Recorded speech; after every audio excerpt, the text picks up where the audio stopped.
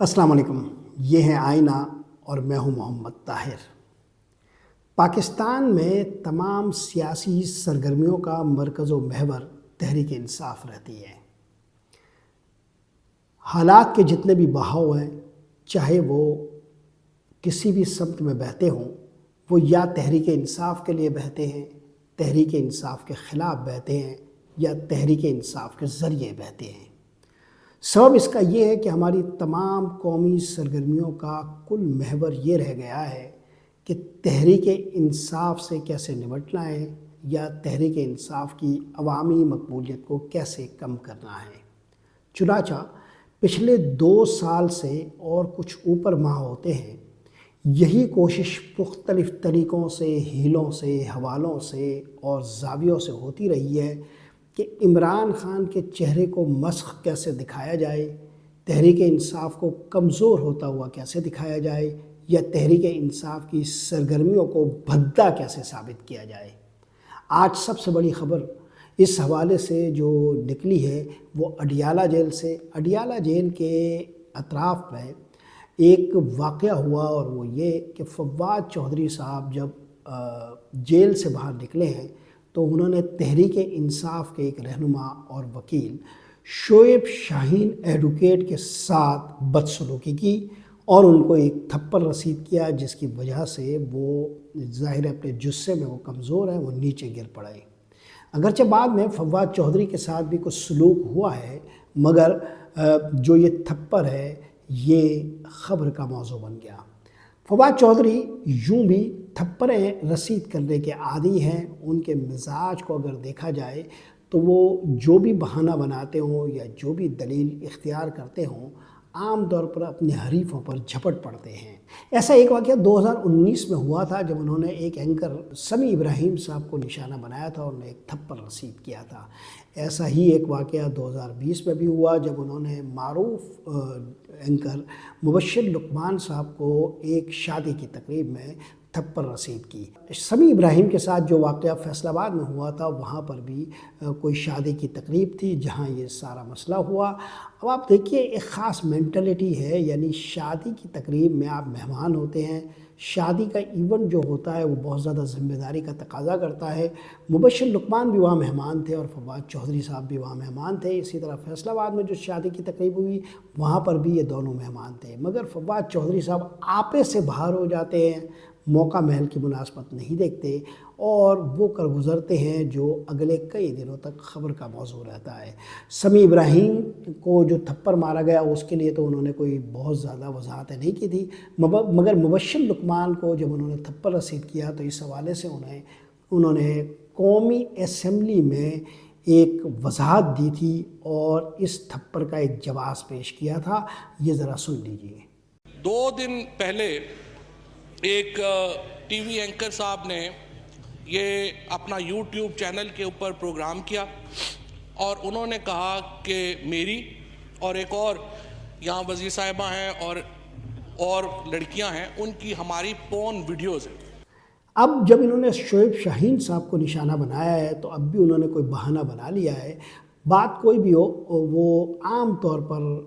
ہاتھ چھوڑنے کے عادی ہیں اور یہ ان سے عام طور پر منسوخ کیا جاتا ہے کہ وہ ذرا سی دیر میں آپے سے باہر ہو جاتے ہیں۔ ایسا تب ہوتا ہے جب آدمی گفتگو نہ کر پاتا ہو، یا پھر سیلف رائٹنس کا اس کو ایک جنون ہو، یا پھر ایسا ہو کہ وہ خود کو اپنے مندر کے اندر ایک دیوتا سمجھتا ہو اور اس کی خود ہی پوجا کرتا ہو اور اسے مخالف فضا ایسی نہ ملتی ہو۔ فواد چودھری کے ساتھ اس وقت معاملہ یہ ہے کہ انہیں پی ٹی آئی کے اندر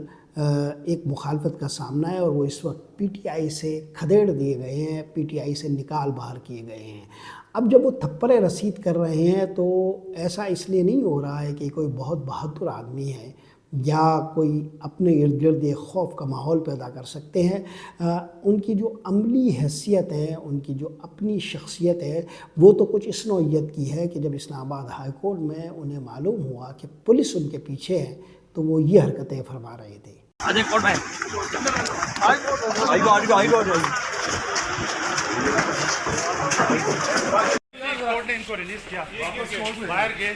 اب ایسا بہادر آدمی اگر ہاتھ اٹھا لیتا ہو، آپے سے باہر ہو جاتا ہو، تو اس کا مطلب یہ ہے کہ وہ خود کی ہی پرستش اپنی نظروں میں کر رہا ہوتا ہے۔ یہ نفسیاتی ایک مسئلہ ہے جو آدمیوں کے ساتھ ہوتا ہے۔ فواد چودھری کے ساتھ یہ معاملہ اضافی طور پر اس لیے زیادہ بھیانک ہے کہ انہیں تحریک انصاف کے اندر اب کوئی اسپیس نہیں مل رہی۔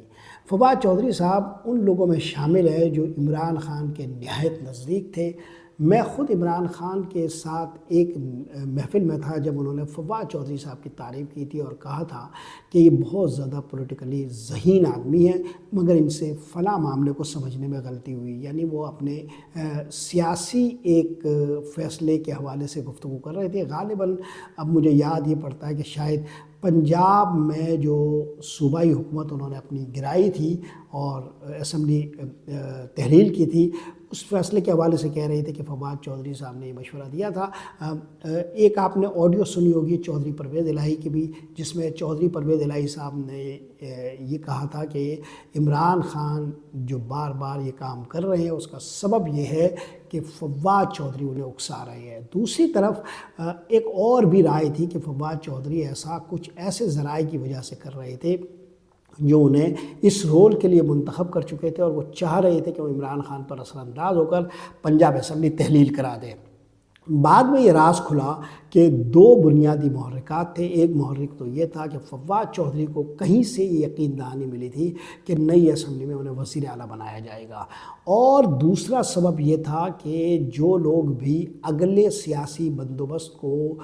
کسی طرح طے کر رہے تھے، اس کے رخ و رخسار سنوار رہے تھے، تو اس کی تشکیل کر رہے تھے، تشکیل نو کر رہے تھے، انہوں نے سوچا یہ تھا کہ عمران خان کی سیاسی قوت کو اتنا کمزور کر دیا جائے کہ وہ کہیں پر اثر انداز ہونے کی صلاحیت نہ رکھتے ہوں، چنانچہ پنجاب اسمبلی میں تحلیل کر دی جائے۔ بعد میں یہ راز کھلا کہ نواز شریف صاحب کے ساتھ general Bajwa retired chief of army staff ایک ذریعے سے رابطے میں تھے، اپنے سسر کے ذریعے، اور ان کے سسر صاحب جو مذاکرات ان سے کر رہے تھے اس میں یہ بھی بات بار بار کہی جا رہی تھی کہ پنجاب سے انہیں فارغ کیا جائے، یعنی مرکز سے ہی ان کو فارغ کرنا تو ظاہر ہے وہ ہو ہی چکا تھا، اور اب وہ پنجاب میں ان کو دیکھنا نہیں چاہ رہے تھے۔ تو اس طرح یہ پورا جو کھیل تھا یہ انتہائی مکروہ تھا، بہت زیادہ آرگنائزڈ تھا، اور ہر طرح سے ایک گمراہ کن ماحول پیدا کر کے عمران خان کو ایسے فیصلوں پر مجبور کرنا تھا جس کے نتائج عمران خان کی مرضی کے خلاف ہوں، عمران خان کے سوچے ہوئے منصوبے کے خلاف، اور اس میں استعمال وہ لوگ ہو رہے تھے جو ان کے قریب تھے، جس میں ایک فواد چودھری کا نام بھی لیا جاتا ہے۔ مبینہ طور پر یہ باتیں ہم سنتے رہے ہیں۔ اب صورتحال یہ ہے کہ تازہ ترین حالات میں فواد چودھری صاحب کا کوئی سیاسی کردار تحریک انصاف میں باقی نہیں رہ گیا ہے۔ پچھلے دنوں آپ نے یہ اعلان سنا تھا کہ فواد چودھری کے حوالے سے تحریک انصاف کے جو بانی ہیں عمران خان، انہوں نے اعلان کر دیا تھا کہ ان کا ہماری جماعت سے کوئی تعلق نہیں ہے۔ فواد چودھری صاحب اگرچہ اس سے کچھ عرصہ پہلے کافی فعال ہوئے تھے اور وہ اس طرح کے اشارے دے رہے تھے کہ وہ تحریک انصاف کے ذریعے اپنی سیاسی دوسری اننگ شروع کر رہے ہیں۔ فواد چودھری کے ساتھ ایک اور بڑا مسئلہ یہ ہے کہ وہ جن حلقوں سے بھی رابطے میں ہیں